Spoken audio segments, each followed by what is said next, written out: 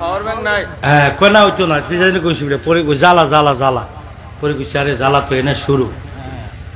আরে ভাই কি বলবো, আমরা মা বোনেরা আছে না ভাতের পাতিলে ভাত যখন রান্না করে একটা ভাত টিপ দেয় দিলে বুঝে সবগুলা ভাতের খবর, ঠিক না বেটি? এই গোলামটা 30 বছর ওয়াজ করি। কত বছর ওয়াজের মাঠে? 30 বছর আছি, 30 বছর ওয়াজই করতেছি, ওয়াজের বয়সী 30 বছর। একটা জায়গায় পাড়া দিলেই ঘটক সবকিছুই বুঝি।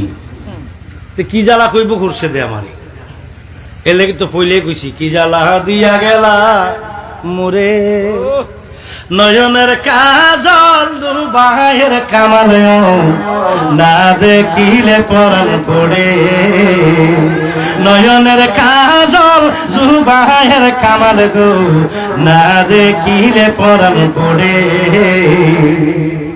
এই জ্বালাটা তো বুঝছি। এই জ্বালার যে সমাধানটা আমার আলোচনায় 1 মিনিটের মধ্যে এখনই হয়ে যাবে। মনোযোগ মনোযোগ, এ কথাটা শেষ করে চলে যাব। আমার বাড়ি থেকে আমি আমার মেয়ে, বড় মেয়ে আমাকে গত রাতে 2 দিন আগে হাতে ধরে মন খারাপ করে জড়াইয়া ধরে, আব্বু আপনি সেহেরি খাবেন না আমাদের সাথে? প্রথম সেহেরিটা। চোখের পানিগুলো টলমল করতেছে। যখনই শুনছে আমার মাহফিল আছে, তার আজকে 2টা মাহফিল ছিল। আসে কথাটা কেন বলছি বুঝবেন, এখন বুঝবেন। নিজের কোনো পারিবারিক কাহিনী বলতেছি না। বলার পরে আমার আজকে 2টা মাহফিল ছিল।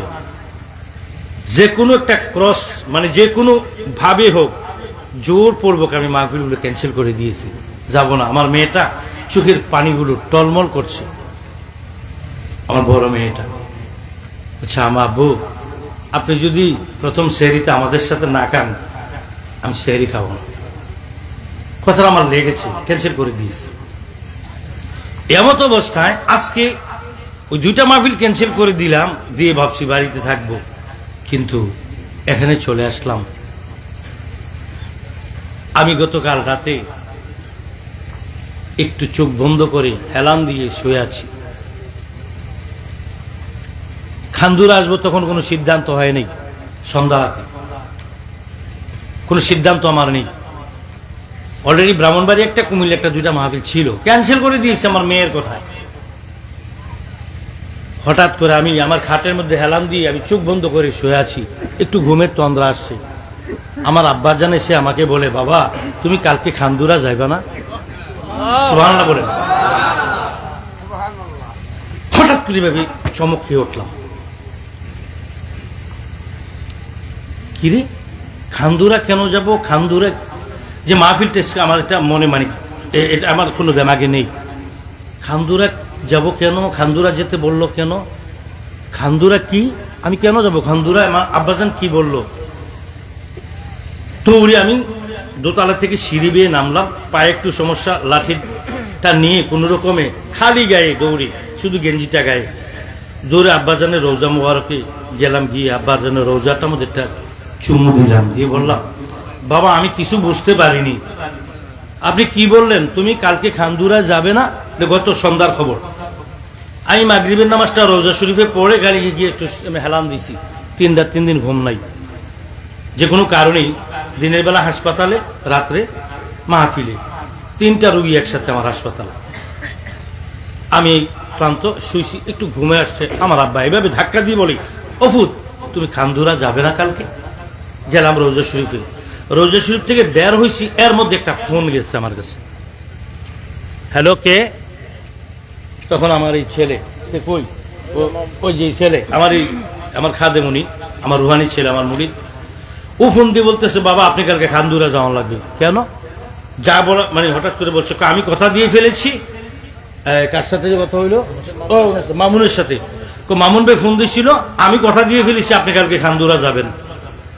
এই আমার মিলে গেল হিসাবটা। একটু আগে আব্বা বললো, অফুত তুই খান্দুরা যাবি না কালকে? এর মধ্যেই রোজা থেকে বের হলাম, আব্বাজানের এই খাপটা দেখে আমার ফোন দিয়ে আমার ছেলে বলতেছে, আমার ছেলে সাদেক বলতেছে, বাবা খান্দুরা যেতে হবে কালকে। বললো, আমি কিছু না বলে বললাম প্রোগ্রামটা রেখে দাও, আমি যাবো। আসছি, যা বুঝার বাড়িতে বুঝছি, আমার আব্বা আমার ইশারায় বুঝছি। আসার পরে বাকিটা বুঝে নিলাম। আমার আলোচনাটা শেষ করে দিই। কথা দিয়েছি মেয়েকে, চেষ্টা করে দেখি কি করা যায়। বাবা এবার কি বলতেছিলাম, আল্লাহ হযরত ওয়াজ করতে যাবেন, উঠলো কিসে? কথা বলেন, কিসে উঠলো? পালকিতে। বেয়ারা কয়জন? আল্লাহ হযরত কি বললেন? থামাও। নামলেন, নেমে জিজ্ঞেস করলেন আগের কথাটা ছোট্ট করে বলছি, তোমাদের মধ্যে কি আওলাদুর রাসূল আছো? স্বীকার করে না।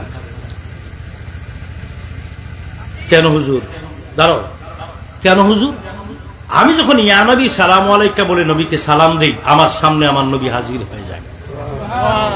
ওয়ালাইকুম সালাম ইয়া আহমদ রেজাকা বলে জবাব দেয়, তখন আমার নবীজির নুরানি বদন মোবারক থেকে একটি সেন্ট পাই, যেটা পৃথিবীর কোনো পারফিউমে নেই। ওই গ্রানটা পাই, কিন্তু ওই পালকিতে ওঠার পরে সেই গ্রানটা পাচ্ছি, কিন্তু নবীকে দেখতেছি না। নিশ্চয়ই তোমাদের মধ্যে কে আওলাদে রাসূল আছে? কেউ স্বীকার করে না। পরে কেমনে নিল মনে আছে? হাত